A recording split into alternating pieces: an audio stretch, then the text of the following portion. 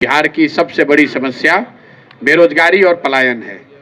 ये बात जानने के लिए लोगों को पदयात्रा करने की जरूरत नहीं है, ये तो सबको पता है। जहां पर बिल्डिंग है वहां पर शिक्षक नहीं है, जहां शिक्षक हैं वहां बिल्डिंग नहीं है, जहां दोनों है वहां बच्चे ही नहीं है। ना कहीं नियमित विद्यालय है ना नियमित शिक्षक हैं। जो पहले पंचायत में 1000 लड़के ऐसे जरूर हैं जो कि कामकाजी एज में हैं और 500 से 1000 डिपेंडिंग उनकी पंचायत की संख्या कितनी है। अभी तक का हम लोग का अनुमान है कि 500 से 1000 लड़के हर पंचायत से बाहर के राज्यों में जाकर मजदूरी कर रहे हैं। ज़्यादातर गांव में 40 से 50% नवयुवक कहीं न कहीं रोजगार के लिए मजदूरी के लिए बाहर जाने पर मजबूर हैं। गाँव के अगर आप जाएं, हम लोग भी जिस परिवेश से आते हैं, अगर हम साल भर अपने परिवार से दूर हैं तो ये एक बड़ी घटना है कि मैं साल भर अपने परिवार से अलग हूँ। लेकिन बिहार के ज़्यादातर परिवारों की ये सच्चाई है। उनको ये मालूम है कि उनके परिवार का जो व्यक्ति है वो साल में एक बार ही छठ में, ईद में या कभी कोई घर में शादी हुई तो 10 दिन 15 दिन के लिए वो घर आता है। बात उठाई मोटे तौर पर पिछले 150 दिन में चलने के बाद करीब 1500 गाँवों में मैं पैदल चल के गया हूँ और अभी तक जो बिहार के लोगों से सुनने समझने को मिला उसके अनुसार यहाँ बेरोजगारी और पलायन ये समाज के नज़र में सबसे बड़ी परेशानी है। बिहार की सबसे बड़ी समस्या बेरोजगारी और पलायन है। ये बात जानने के लिए लोगों को पदयात्रा करने की ज़रूरत नहीं है, ये तो सबको पता है।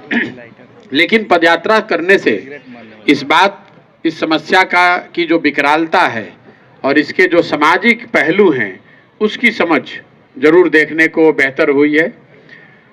बिहार में 1500 से ज़्यादा गाँव में जहाँ मैं पैदल चल के गया हूँ, ज़्यादातर गाँव में 40 से 50% नवयुवक कहीं न कहीं रोजगार के लिए मजदूरी के लिए बाहर जाने पर मजबूर हैं।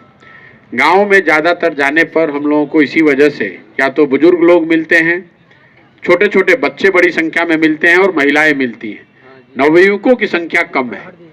जिन पंचायतों में, जिन प्रखंडों में बाढ़ की समस्या है, जिन पंचायतों या प्रखंडों में जल जमाव, जल नदियों के कटाव या बाढ़ की समस्या है, वहाँ पर पलायन ज़्यादा है। जहाँ पर बाढ़ नहीं है, बाढ़ की समस्या नहीं है, वहाँ पलायन थोड़ा कम है। लेकिन पलायन करीब सारे प्रखंडों में 40 से 50% तो आप मान कर चल सकते हैं। तो कम से कम एक पंचायत में 1000 लड़के ऐसे जरूर हैं जो कि कामकाजी एज में हैं और 500 से 1000 डिपेंडिंग उनकी पंचायत की संख्या कितनी है। अभी तक का हम लोग का अनुमान है कि 500 से 1000 लड़के हर पंचायत से बाहर के राज्यों में जाकर मजदूरी कर रहे हैं।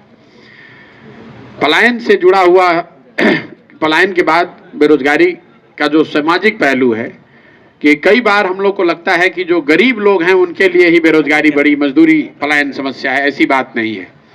गांव में जाकर लोगों से बातचीत करके ये पता चलता है कि जो मध्यम वर्गीय परिवार हैं, जो आर्थिक तौर पे अदरवाइज ठीक हैं, उनके लिए भी बेरोजगारी, उनके बच्चों के लिए भी बेरोजगारी बहुत बड़ी समस्या है।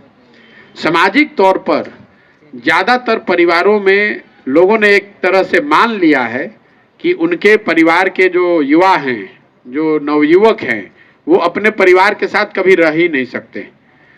दूसरे राज्यों में या दूसरे भूभाग में भारत के अगर आप जाएं, हम लोग भी जिस परिवेश से आते हैं, अगर हम साल भर अपने परिवार से दूर हैं तो ये एक बड़ी घटना है कि मैं साल भर अपने परिवार से अलग हूँ। लेकिन बिहार के ज़्यादातर परिवारों की ये सच्चाई है। उनको ये मालूम है कि उनके परिवार का जो व्यक्ति है वो साल में एक बार ही छठ में, ईद में या कभी कोई घर में शादी हुई तो 10 दिन 15 दिन के लिए वो घर आता है। अदरवाइज जब तक आपकी कामकाज करने की शारीरिक क्षमता या शक्ति है तो 20-25 के उम्र में जब आप बाहर चले गए मजदूरी करने और जब 40, 45, 50, 55 की एज तक आप बाहर काम करते हैं, जब आपका शरीर थक जाता है, आप वापस आते हैं तो आपके घर का जो सबसे जवान लड़का है वो बाहर जाता है। ये करीब साइकिल हर घर की, हर परिवार की यहाँ स्थिति है। महिलाओं से जब हम लोग इसके विषय में बात करते हैं तो कई बार हम लोग को लगता है कि ये महिलाओं को इस पर उनकी क्या टिप्पणी होगी। सबसे ज़्यादा महिलाओं की मांग यही है कि उनके घर परिवार के जो लोग हैं जो बाहर जाकर मजदूरी कर रहे हैं, अगर किसी तरीके से उनको मजदूरी यहीं मिल जाती रोजगार यही मिल जाता तो वो उनके लिए सबसे बड़ी प्राथमिकता है। बेरोजगारी और पलायन के बाद दूसरी सबसे बड़ी समस्या कृषि से जुड़ी हुई है। चूंकि बिहार कृषि प्रधान राज्य है, बहुत बड़ी संख्या में लोग कृषि से जुड़े हुए हैं, तो कृषि जो किसानों की यहाँ समस्या है उसको आप तात्कालिक और स्ट्रक्चरल दो भाग में बांट सकते हैं। तात्कालिक समस्या रास्ते में चलते हुए जो लोग बताते हैं उसमें खाद की अनुपलब्धता, यूरिया डीएपी पर जो ब्लैक मार्केटिंग कालाबाजारी हो रही है, खासकर यूरिया को लेकर 266-77 रुपए का यूरिया ज़्यादातर लोगों को 500, 600, 700 रुपए में ही मिला है, और वो भी जब जरूरत थी और जितनी मात्रा में उनको चाहिए थी वो नहीं मिली है। ये समस्या पश्चिम चंपारण और पूर्वी चंपारण के नेपाल से जो सीमावर्ती प्रखंड हैं वहाँ पर ज़्यादा भयावह है। वहाँ पर यूरिया के लिए लोग 1000, 1200, 1500 रुपये भी देने लोगों को पड़े हैं। खाद बीज के अलावा जो सबसे बड़ी किसानों की समस्या है वो है जल प्रबंधन की।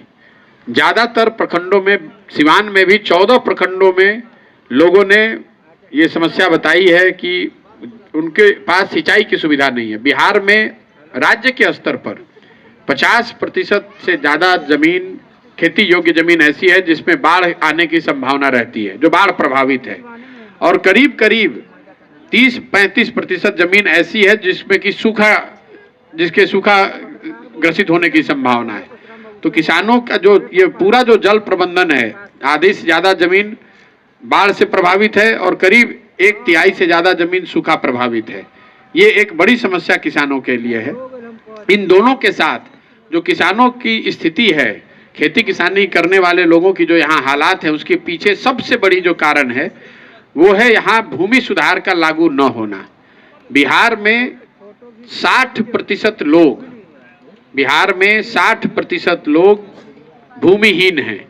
राष्ट्रीय औसत है 38%, मतलब देश में 38% लोगों के पास जमीन नहीं है। बिहार में 60% लोगों के पास जमीन नहीं है, और जिन लोगों के पास 40% लोगों के पास जमीन है जो खेती करते हैं, उसमें से 91% मतलब 36% लोग ऐसे हैं जो 1 हेक्टेयर से, मतलब 1.5 एकड़ से कम की खेती करते हैं। तो बिहार में जो खेती करने वाले लोग हैं, 100 में 96 लोग या तो वो मजदूर हैं खेत में, या वो खाने वाली खेती करते हैं, कमाने वाली खेती नहीं करते हैं।